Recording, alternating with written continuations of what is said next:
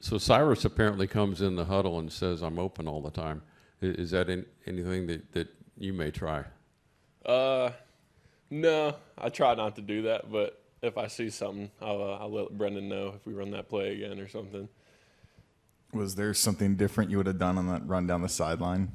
But maybe just stiff arm a little bit earlier or not look back at him as he's running behind you? Yeah, I should have just kept trying to run and not look back, but then I tried to slow down a little bit so I could stiff arm him because I felt him gaining on me. But, yeah, I got to find a way to get in the end zone on that.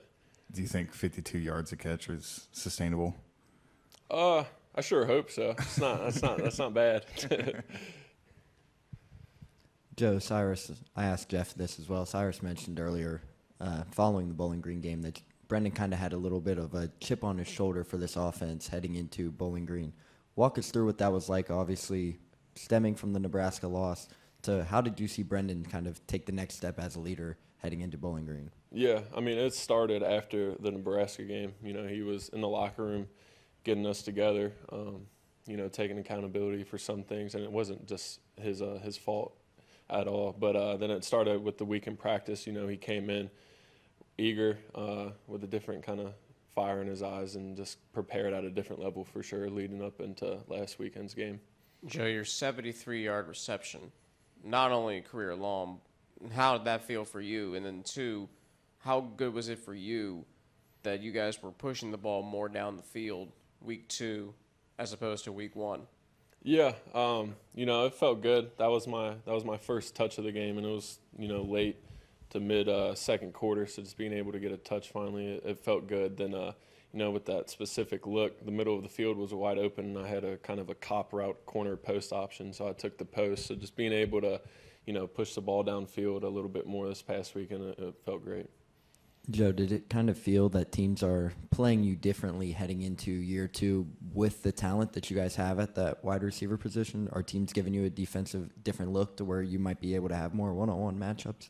Like me personally, or yeah. just I would say Nebraska, they definitely played me how kind of it was going on in the second half of last season. So it was hard to get open, hard to get on the ball from Brendan. But I think with the performance our receivers just had, and they'll just continue to get better each and every week. I feel like that's just going to completely open the field up. So I feel like you'll see as the season goes on, there'll be a lot more downfield options, whether it's me or the receivers that we have. Gavin said the locker room was maybe less energetic than usually after wins. Do you agree with that? And what's that kind of like to know that a lot of people think that there's room for improvement despite a win? Yeah, it definitely. I mean, obviously we were happy that we won, but that game really shouldn't have been close. We as a team we're striving to get to Dallas, compete for championships, and we all agreed and felt like that performance we did Saturday wasn't up to the standard. So just having a team in a locker room like that's trying to improve even after we win it's special, and I feel like as the season goes on we'll just continue to get better each and every week. How do you stay motivated for this next game? It's a team that you make their careers if they beat you. You're overwhelmingly favored. How do you approach it? Yeah, you never want to disrespect your opponent because that's when the chance of getting upset happens. So we're going to prepare like it's Big 12 play or like it's a championship game, and that's how we should attack each and every week. So just trying to not play down to their level, just play up to our standard, and go out there and just play our game on Saturday.